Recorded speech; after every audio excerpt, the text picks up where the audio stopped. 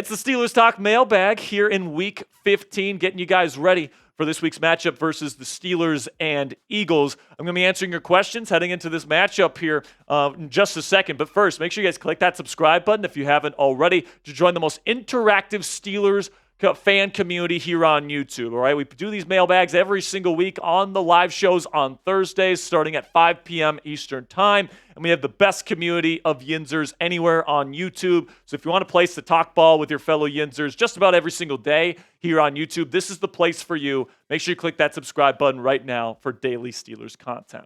Then we got one from Verth X here. He says, who will have a better game, Calvin Austin III or Mike Williams against the Eagles? I think it's going to be Mike Williams. And the reason why I say that is because he's going to be the true X for the Steelers offense this week. And I hope Arthur Smith and Russell Wilson come in with a game plan this week where it's like, you know what, to get kind of this defense off our back a little bit and open up the run game, open up the short passing game, we're going to have to throw the ball deep early and often. Most likely to Mike Williams here to make the defense respect the deep ball. And I think Mike is going to get about 6 or 7 opportunities on deep balls down the field. And if last week was any indication, he was being extremely physical at the catch point. He was making tough catches. He was doing the things that the Steelers brought him in to do, and they spent the 5th-round draft pick at the trade deadline for his services. So I think it's going to be Mike Williams. I still think Calvin's going to have a good week this week, though, so keep your eye on both of them. But I think Mike Williams is really going to solidify himself in the offense this week. Then we got one from Brian03, $2 super chat, says top free agent the Steelers should target this offseason. So if you're talking about just free agents in general, it should be Russell Wilson, the quarterback. All right, right now he's playing some really good ball. He's doing it despite not the best pass protection. He's doing it with the 29th most efficient run game in the league.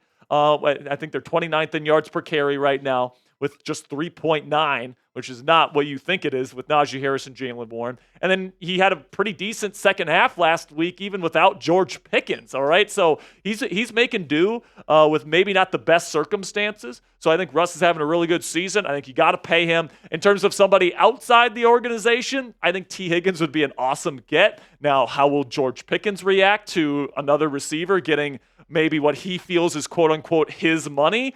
I don't know. That could start a fire that the Steelers can't put out in terms of GP. But T. Higgins is a goon, as Mike Tomlin likes to say, and he'd be a fantastic fit in this offense. So shout out your guy down there in the comments section. Name someone the Steelers should sign this offseason for today's pinned comment. YouTube's going to throw you an ad break here in just a couple of seconds. And when that happens, take advantage of that time by naming someone the Steelers should sign in free agency this year. Got one from Spencer here. Says, move Jaylen Warren and use Justin Fields. Would you think work? So I think he's saying like trade or let go of Jaylen Warren and then use Justin Fields as a running back next year. I think that's what Spencer is suggesting there. I don't think that works, man. Justin Fields, he's dynamic with the ball in his hands, but he's a quarterback, and I don't think he has any interest in moving to running back. So don't think that's going to happen, Spence. It's an interesting idea, but I think Justin wants to remain a quarterback, and honestly, I think the Steelers view him as a good backup quarterback at this point. Then we on from Ray Zilla. Says, all I know is that at the end of the day, we're getting this W over the Eagles. Our defense will humble Saquon Barkley. So the Steelers defense is 6th right now in yards per carry allowed. They've done a pretty good job against the run. But I think the big key is actually going to be on offense, because I think if you can control the clock, you can shorten the game, and you can keep the defense fresh, then Saquon Barkley isn't going to have as big of an impact in the fourth quarter as he has in some of these football games. He's the best fourth quarter running back in the game today, and the Steelers need to do whatever they can to stay fresh by that fourth quarter period. Then we on from Rodney Green here. What's up, Rodney? Says, as you think our guy Deshaun Elliott, you think our guy Deshaun Elliott definitely playing like bro, Troy Polamalu, though. Is it just me or nah? Hope he's playing like TP. So Deshaun Elliott, he's had an awesome season, man. He's flying all over the place. He's making plays. He's been a very solid tackler in open space, which has been a huge value to the Steelers defense this year. And you can make an argument he's made a bigger impact than Minkah Fitzpatrick in terms of the pure stats. Now, I think that offenses are just straight up avoiding Minkah Fitzpatrick in the middle of the field, which is a huge benefit in its own right to the Steelers defense. But right now, Deshaun Elliott is somebody you guys need to be keeping your eye on because he's not practicing in the early part of the week here, and he's dealing with a hamstring injury. And if he's not on the field on Sunday against the Eagles, he's a very important piece to this defense that would be missing. So keep your eye on Deshaun Elliott. Not a lot of people are talking about it, but if he doesn't play, that's going to be a major piece missing to this Steelers defensive attack. Okay, before we get into the rest of the questions this week, let's have a word from our sponsor here at Game Time, which is the fastest and easiest way to buy tickets for the sports, music, comedy, and theater in your area. And folks, we all know that experiencing a sporting event, especially a football game live, is unlike anything you can get from watching the game on your couch, especially if it's a Steelers game. And Game Time Picks is a brand new feature from our friends at Game Time, which filters out the fluff to show you only incredible deals on great seats, so you don't have to waste time searching through thousands of tickets. Just takes one click of the button to work. All you do is you go into the Game Time app, you find an event you want to go see, select the Game Time Picks button at the top of the screen, and it automatically filters through their entire database of tickets to find you the best seats with the best prices for you and your family to the event you want to go see. So what I love about the Game Time app is you get the lowest price guarantee on any ticket to any event. All-in pricing, transparent, right up front so you don't get slapped with a crazy fee at checkout, and flash deals. So if you're like me and you like to procrastinate before you get your tickets, you can get even cheaper tickets the closer you wait to game time. So take the guesswork out of buying tickets to Game Time today. Download the Game Time app, create an account, and use code CHATSPORTS. That's one word, all caps, CHATSPORTS, down there in the bottom right of your screen for $20 off your first purchase. Terms apply. Again, create an account and redeem code CHATSPORTS for $20 off. Download Game Time today. What time is it? Game time. Got one from Christian Andujar here with the classic Kermit the Frog Mahomes profile picture there. It says, if Najee gets traded, trade him to the Cowboys. What would Najee's trade value be? Also, we should draft Ashton Jeanty if he drops to us, or draft both of those running backs you mentioned. So the thing about Najee is he's an unrestricted free agent next year. So you could tag him and trade him. That's a possibility, but would the Dallas Cowboys really want to trade for Najee after he's tagged? Probably not with the running back franchise tag, to be honest with you, Christian. So I don't think trading Najee is really a possibility because the Steelers don't own him next year unless they franchise tag him. So I'm not sure how possible that is, but it's certainly possible they replace Najee Harris. Like if they don't want to give a big contract to a running back like him, it's certainly possible they could look towards the draft where there's a lot of really good running backs next year's draft class. They could maybe take Ashton Jeanty if he falls to them far enough in the first round. Guys like Omarion Hampton out of UNC could be there at the end of the first as well.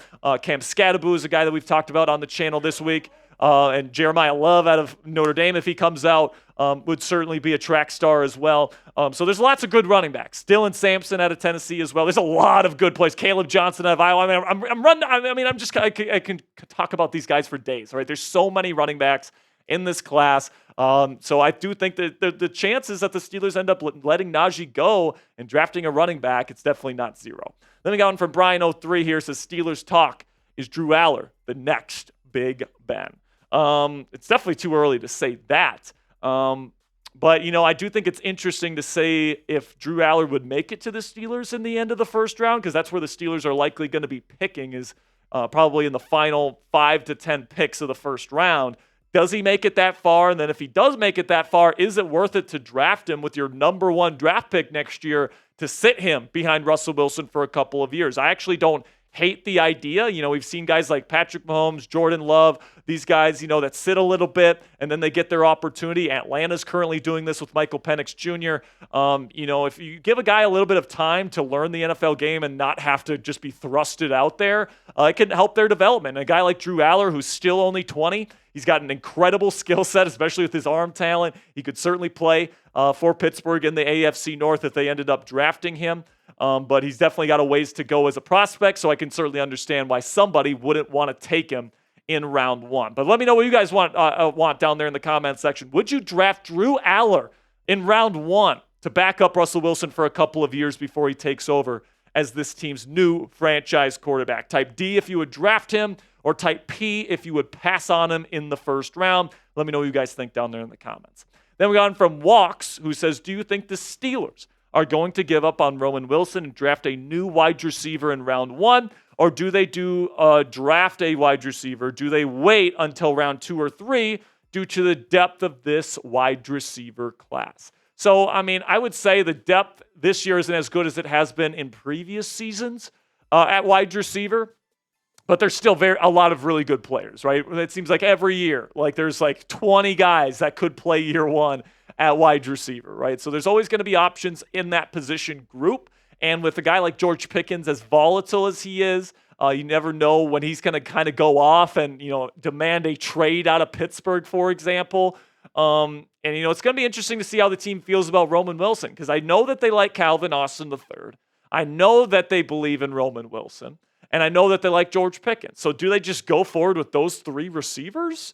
Honestly, I kind of doubt that. I think they will bring in somebody new next year, whether it be a free agent like T. Higgins or somebody else, or potentially somebody in the draft. It's going to be interesting to see how this entire position kind of plays out. But this is what I'll say here, Walks. If I'm the Steelers, I'm having somebody that's capable of being a number one receiver in this building at all times while George Pickens is here. Because if he ever walks away from the team, or if he pulls an AB or something crazy like that, I want to have somebody that can still be a number one receiver if he ends up going crazy like that. Okay, Troy Philip Abuga coming in here with a question. Says, are we going to see a lot of upset Eagles fans this Sunday? Hoo-yah! I will say this, Troy. It's going to be tough for the Steelers to go into Philly and win, especially without George Pickens. They're going to have to play a really clean, very solid game of football on both sides of the football. And, Philly's very talented. They got an excellent offensive line, a great running back in Saquon Barkley, a defense that's arguably the best in football, maybe other than just the Steelers. And then Jalen Hurts is, I think, kind of an average starting quarterback, but he's certainly somebody that can get the job done for him. And A.J. Brown is a top 3 receiver in football. So they got a lot of talent, and the Steelers don't have their number one receiving weapon. And they might not have Deshaun Elliott either.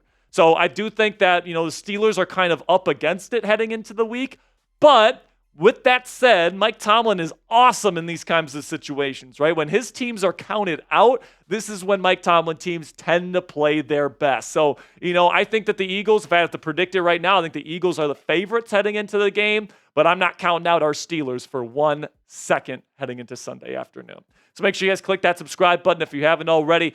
We do these mailbags every single week. We provide you guys free and informative content every single day on the channel. And then tomorrow on Sunday, we're going to be going live at 3:30 p.m. Eastern time for our coverage of Steelers versus Eagles, an hour-long pregame show followed by instant reaction and live play-by-play, and then also extensive post-game coverage after the game is over. So make sure you click that subscribe button and join the over 100,000 people that are going to be tuning in tomorrow for the Steelers Talk watch party on this largest Steelers Talk or Steelers watch parties on Steelers YouTube today.